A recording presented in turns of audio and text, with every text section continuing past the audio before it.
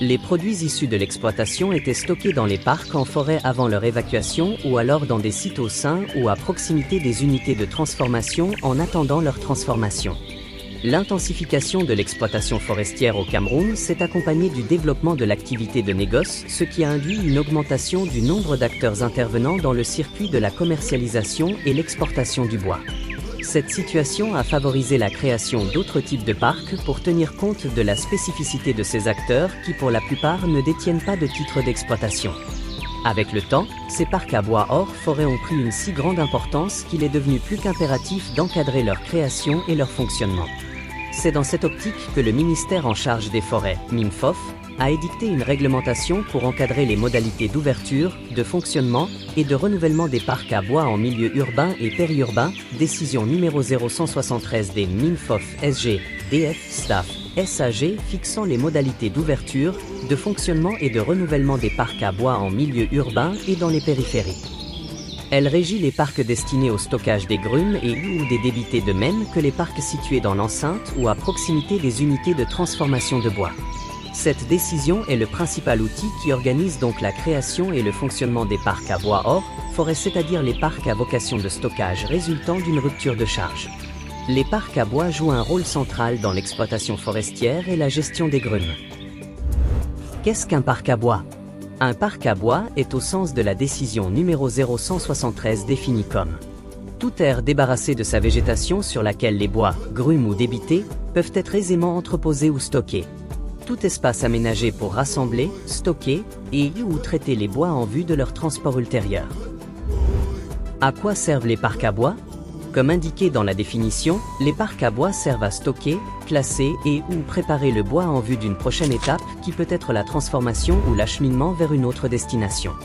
Ils jouent donc un rôle crucial dans la chaîne d'approvisionnement en bois et par conséquent dans les transactions économiques du secteur forestier en général. De façon générale, il existe deux grands types de parcs à bois, les parcs à bois localisés en forêt, c'est-à-dire dans les sites d'exploitation, et les parcs hors forêt, qui se trouvent généralement en zone urbaine ou périurbaine.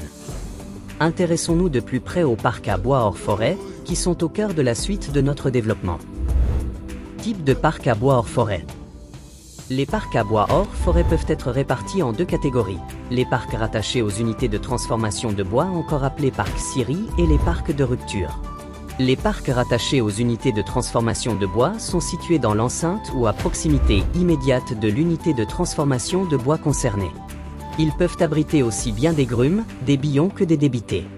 Dans cette catégorie, on distingue les parcs entrée-usine, qui servent au stockage de la matière première destinée à la transformation, grumes, billes, billons et même débités, et les parcs sortie-usine.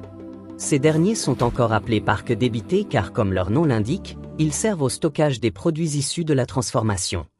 Il convient de souligner avec emphase que les bois gisant dans les parcs entrée-usine sont destinés exclusivement à l'approvisionnement de l'unité de transformation de rattachement et ne sauraient avoir une autre destination.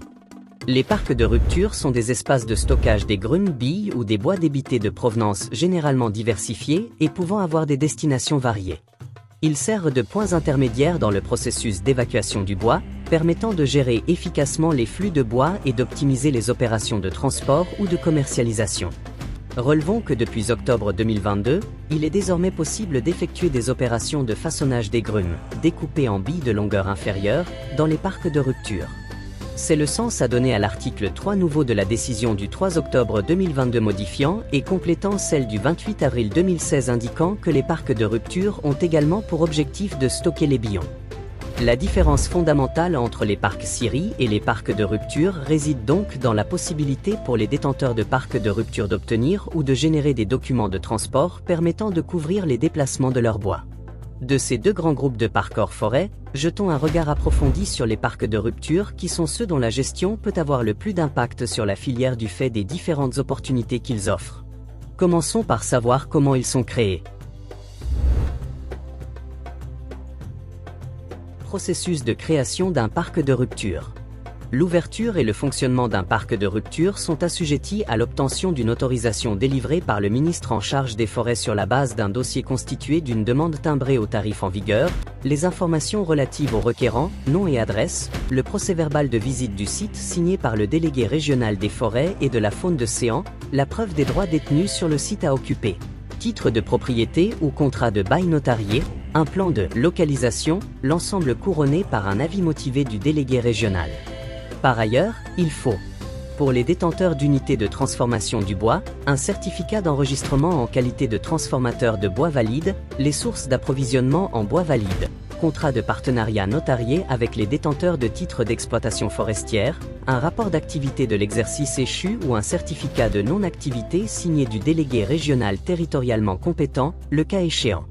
Pour les détenteurs de titres d'exploitation forestière, un agrément à la profession d'exploitant forestier, les sources d'approvisionnement en bois valide, certificat d'exploitation, un rapport d'activité de l'exercice échu ou un certificat de non-activité signé du ministre en charge des forêts, le cas échéant.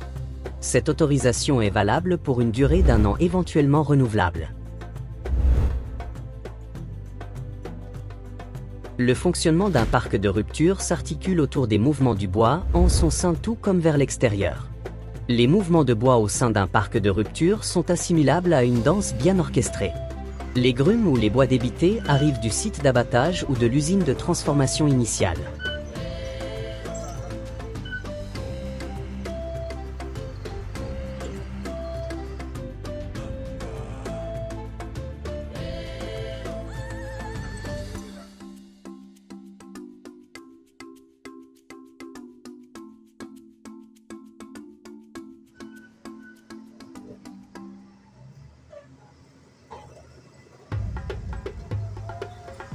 Ces produits sont contrôlés, réceptionnés et ensuite stockés en fonction de divers paramètres propres à chaque opérateur. Ceux-ci peuvent être l'essence forestière concernée, les dimensions, longueur ou diamètre, l'utilisation envisagée, la destination future et bien d'autres.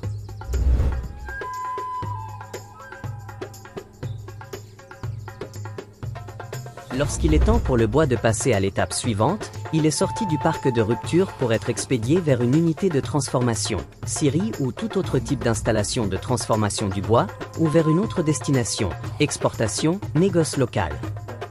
Les parcs à bois et les parcs de rupture jouent un rôle essentiel dans la chaîne d'approvisionnement de l'industrie forestière, permettant une gestion efficace des flux pour une transformation optimale ou un approvisionnement adéquat du marché, raison pour laquelle l'administration forestière doit porter un regard attentif au suivi de leur gestion.